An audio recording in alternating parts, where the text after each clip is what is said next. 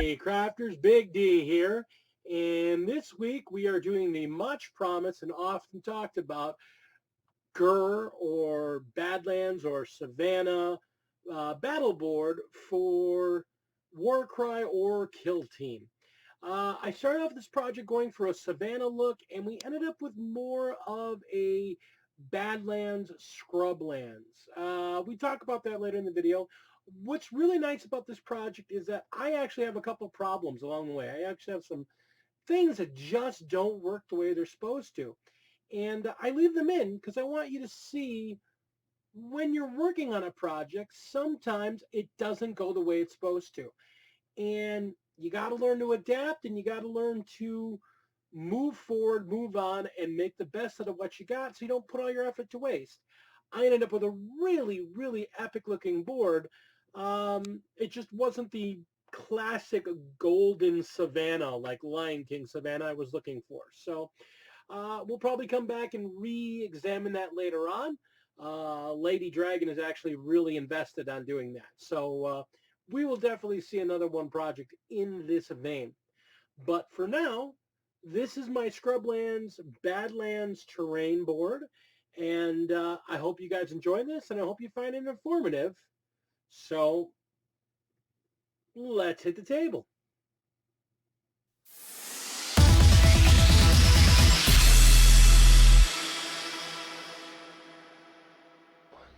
Okay, so in doing another one of these battle boards, we're starting off with the same framework that we did last time. If you check out my Death World Forest, which I'll have a link to right over here, you'll see how I put this board together. I will say though, I did do this a little differently in that I used a smaller scale of wood. Instead of a 1x3, this is just a 1x2. And instead of, for the bottom, I found a thinner, it's only a 1/4 inch. It's much thinner, so this is a lot lighter of a piece. It's still just as durable, it's still just as great. And bowing to my wife, instead of drilling out and putting screws, I used wood glue and a bunch of nails to put this one together. So this one should be lighter and easier to be more transportable, yet still having the features I want. The nice hard lip to know where the edge of the map is, and to keep things from falling off and rolling away, and protect the nice sculpted surface that we're going to put on here. Now again, this is going to be a Realm of Ghur. So I'm picturing Realm of Ghur, or if you're going to use it for 40K, you're looking at this like a Northern Africa semi-arid savanna type area. That's how I picture this. So this is going to be Savanna. Savanna. Right now it's plain wood. Alright, so your first thing you want to do is you're going to want to get your foam to do your underlayment. Now, normally you guys know I use the pink foam, but for this, I'm using some regular, I wouldn't say regular styrofoam, this is heavier duty stuff, this is heavy duty packing styrofoam, but I'm using standard styrofoam. And the reason I'm using it is because I'm going to be putting an overlayment on it. You'll see it when we get to that step. So if you don't trust this stuff, or you don't trust what we're going to put on top of it, then you go right ahead and get your pink foam and use it. I have faith in what I'm using, so I'm going to be using this styrofoam because it's just here to hold a shape. So we've got that, and we've cut roughly using a knife, and then we cut slices using our Proxxon. So and I have already kind of cut some pieces to shape. So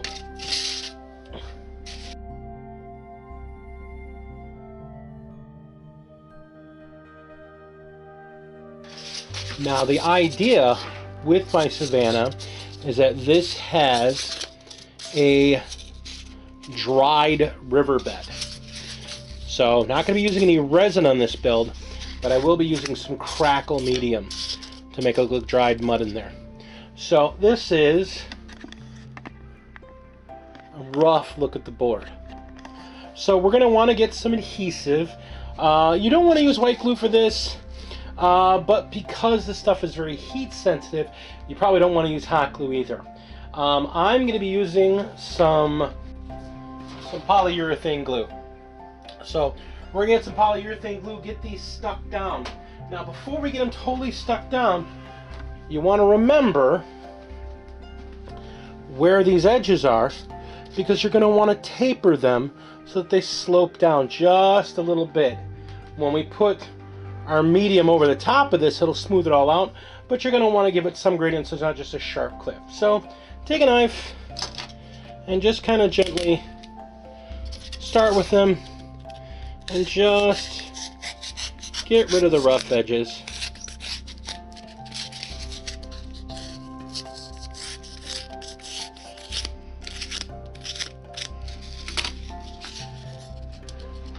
And then maybe even grabbing a gentle sanding sponge.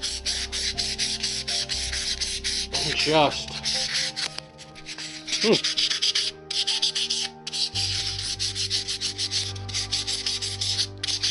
I would say, oh no, but that actually doesn't look too bad. So you don't need this to be perfect, because again, we're going to be covering this with another material.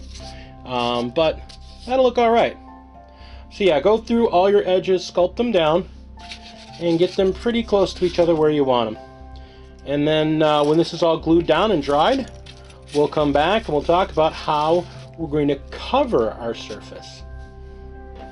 Okay, so our glue is nice and dry, everything's nice and adhered in place, we got our foam here. And now we're going to put on a layer of Sculptamold. Now if you haven't worked with this stuff before, it's paper fiber and plaster mixed together, and basically you're going to mix it up with some water till it's about the consistency, and you'll hear this over and over, till it's around the consistency of cottage cheese.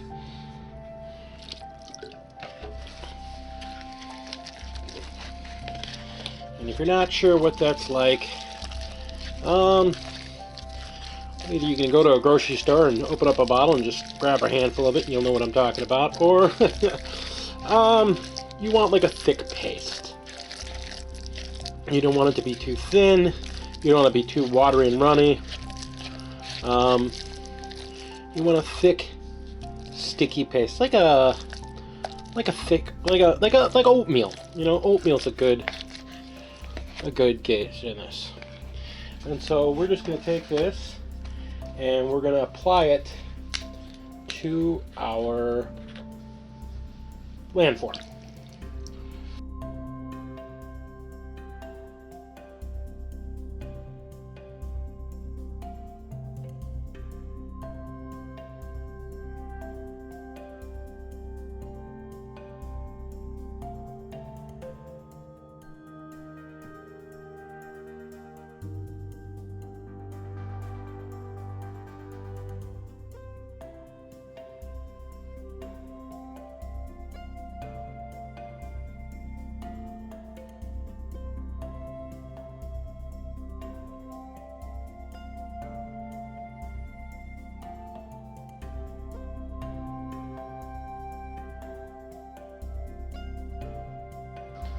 Alright, we're going to let that side firm up. I'm going to apply some on the other side. In about 10 minutes, it's going to firm up enough that we can go back with a little bit of water and just try smoothing it a little bit more. So, I'm going to get the other side on. And then we're going to come back and smooth it out. And we're going to come back when it's all dry. So we'll probably see you in the morning. Alright, so as you can see here, plaster's finally nice and dry. The Sculptamold worked out really well. It's put a nice, solid, hard coat on everything. And there's some texture built in there. Most of it's been smoothed out. I like the way it looks, but we're going to be adding some additional texture here and there to make some variation in the board.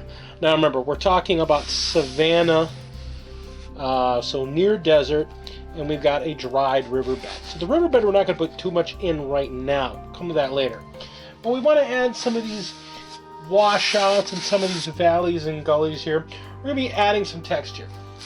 Now I've got some filtered stones from Play Sand. I've got some unfiltered construction sand. And I've got some sifted finer Play Sand. And we're going to be using these in multiple places on here to add texture in different areas. I'm going to be using my black, or it's actually grayish, but it's the black Modge Podge, to put down my glue, because I want to be able to know where I've put glue for me adding texture. So the first thing we're going to do is we're going to add texture in some areas where I know there's some dips in some lower areas, and we're going to be putting the heavier texture in those areas.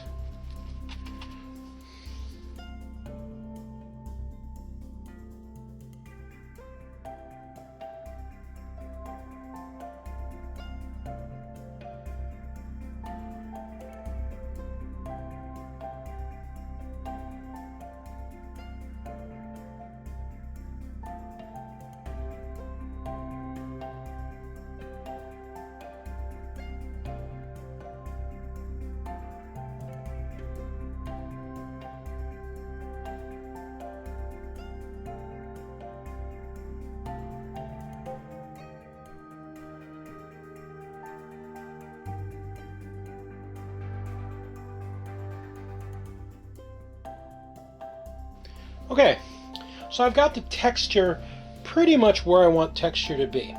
So I'm going to let this all dry, and then we're going to shake off the excess. And then I'm going to sit down with more Modge Podge, and I'm just going to give the whole board a coat to lock everything that could possibly down. And then we're going to prime it. So I'm going to let this dry. Hopefully it doesn't take 2 days again this time. And we're going to shake it free, and we'll come back. We did have everything nice and black. And then I used a DIY Crackle Paste that I had several people recommend the recipe to me. And, well, as you can see, the Crackle Paste didn't crackle. And whereas this does runny mud, does look pretty good, it's not what I wanted.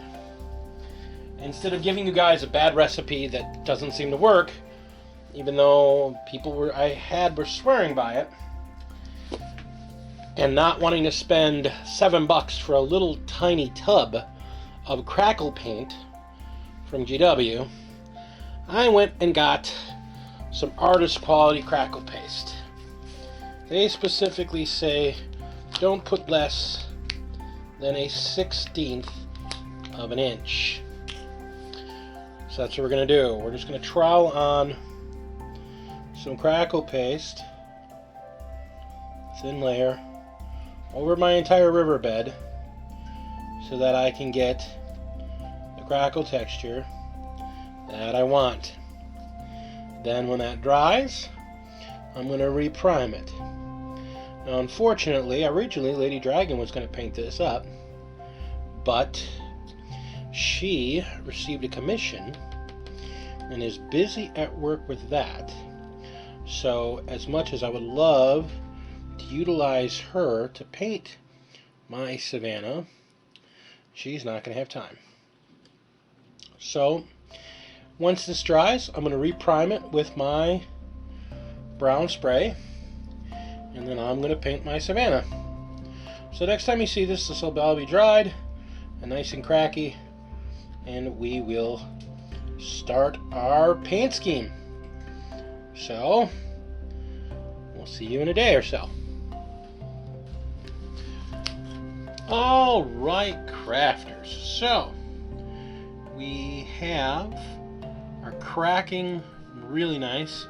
And no, we're not looking at Mars here, we're looking at a nice base coat of a ruddy brown, which is going to highlight it, which is going to be our undertones on this thing. So now we're going to take from plaid, got a color called cinnamon, and I'm mixing it with a little bit of medium, stirring it up to make it a little smoother. And then we're going to take a brush, and we are just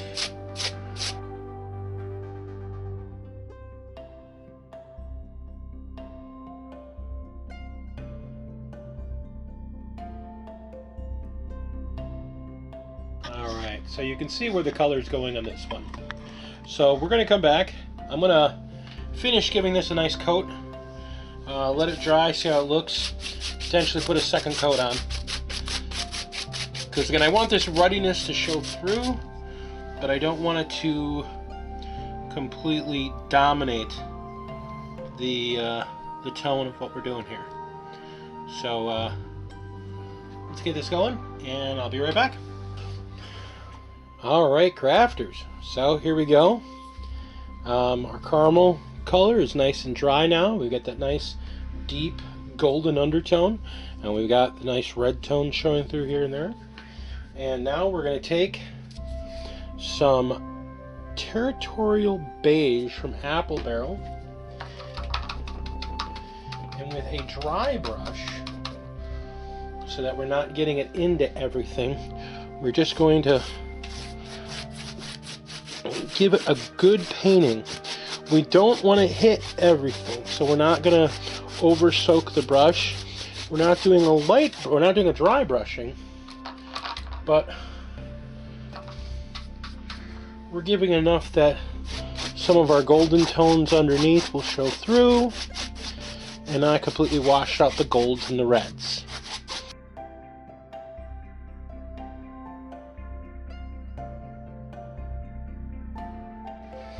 Alright, so you can see the level of coverage we're going to get between where it was and where it's going to be.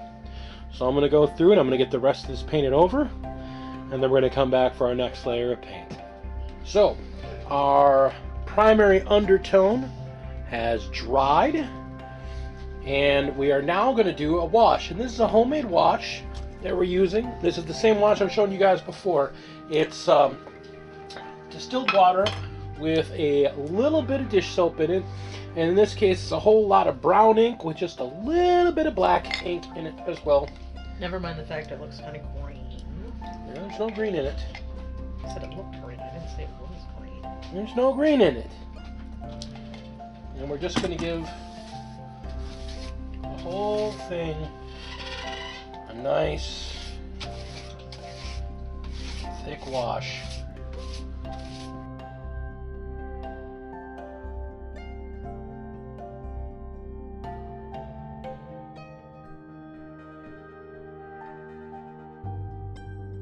Alright, so I'm going to turn this around, get the other side, and then let this all dry. And then we're going to come back with some yellow ochre colored paint and do another high brush. So we'll be back when this dries.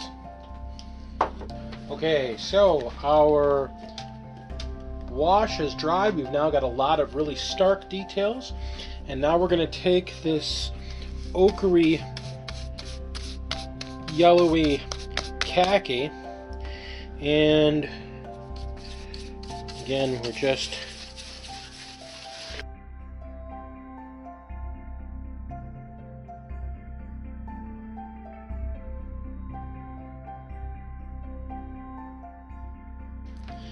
and you can see the kind of coverage you're going for. So I'm going to go over the whole map, get it this nice mixed color on there, and then we're going to get ready to do our final dry brushing. We'll be back. Okay, crafters, so our nice ochreish beige has dried. And now the last step, we're going to take a really wide flat brush, and we've got a nice vanilla off-white, so a slightly yellowish off-white, and brush most of it off.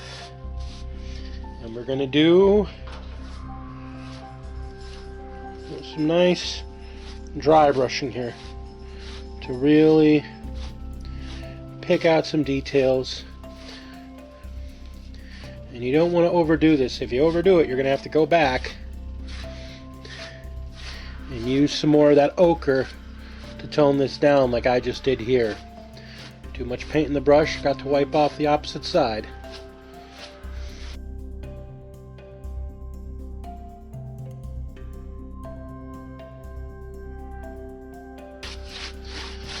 So we're going to take some of the ochre and go back over that and fix that, and then we're going to dry brush this entire piece.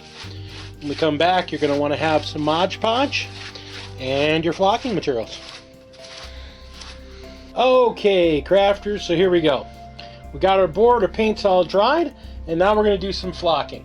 So we're taking a wet sponge brush and some Modge Podge, and we're going to cover the areas that we want to put our turf on. And we've got two kinds of turf.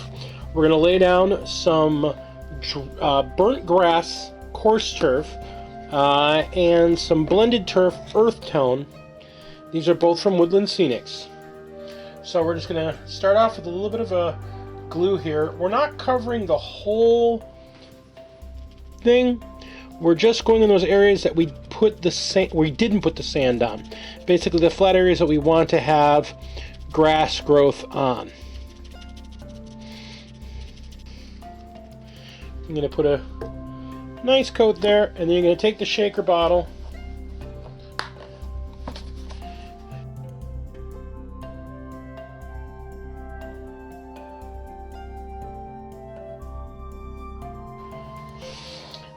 Now, you can't overdo it, so don't go too crazy, don't go on too heavy. We want this to look like Savanna. So go through, find your different spots, put your glue on, and do it spot by spot. Like I'm going to do an area right here, I'm going to do an area through the middle here, I'm going to do an area over there, I'm going to do one on one of these islands, I'm going to do some spots over there. You don't want to cover the whole mat with this.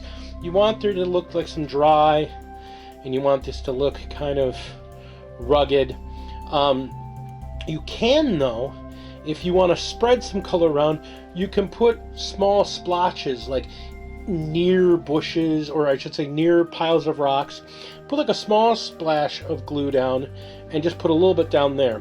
But for wide areas, you want to kind of keep them to where you're not showing off this wonderful dry brush terrain you've done so far.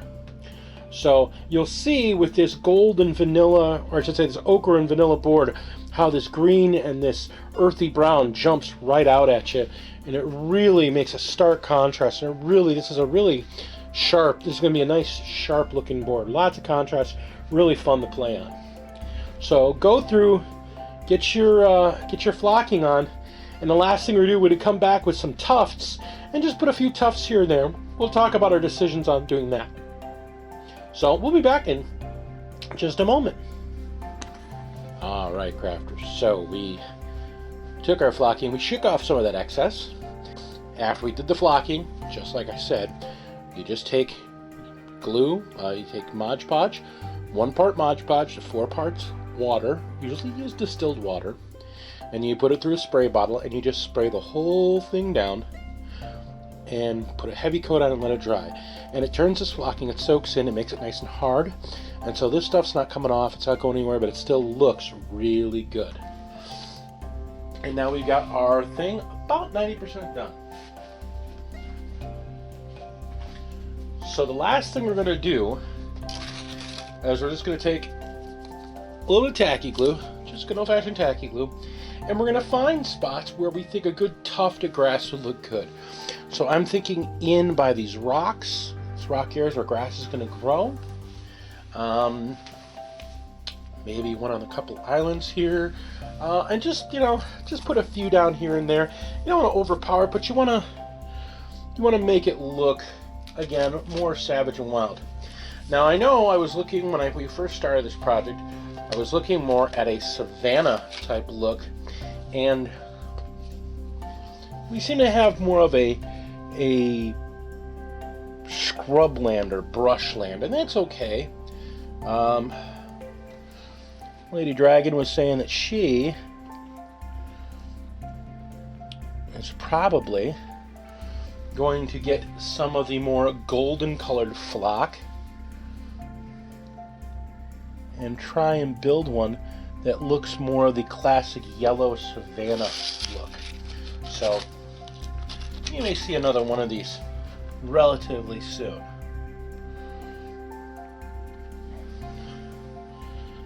I'm quite satisfied with this though. It looks good. It looks real good. This is a nice piece, something to be really proud of.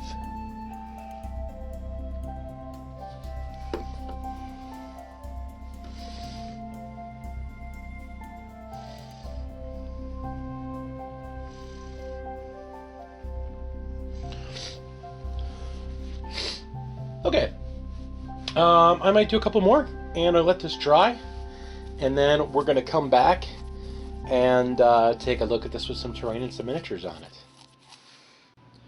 All right, crafters. So here we go. We've got our scrublands board set up, and it looks great. And that's the thing to remember. Plans change. I mean, we had a couple different trials working on this project. We had to change and shift gears a couple times till we got what we got.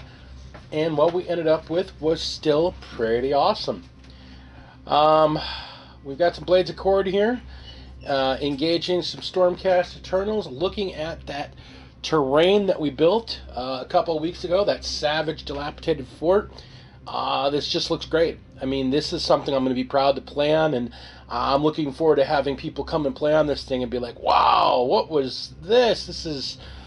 And that's what it's all about, making great things to play on, making your game better, making your game more exciting and more visually stimulating. You know, epic your board. And that's what this is. This is epic. This is an epic battlefield for me and the missus and some of our friends to play on. So, thank you so much for being with us. Remember, we do have a Instagram, both myself and the Lady Dragon. We also have Patreon if you're interested. It's our Patreon sponsors that let projects like this get done, helping pay for those materials. We really appreciate it, and this is why we do this, to show people how to make things that will let them epic their game. So as always, this is Big D. Game on.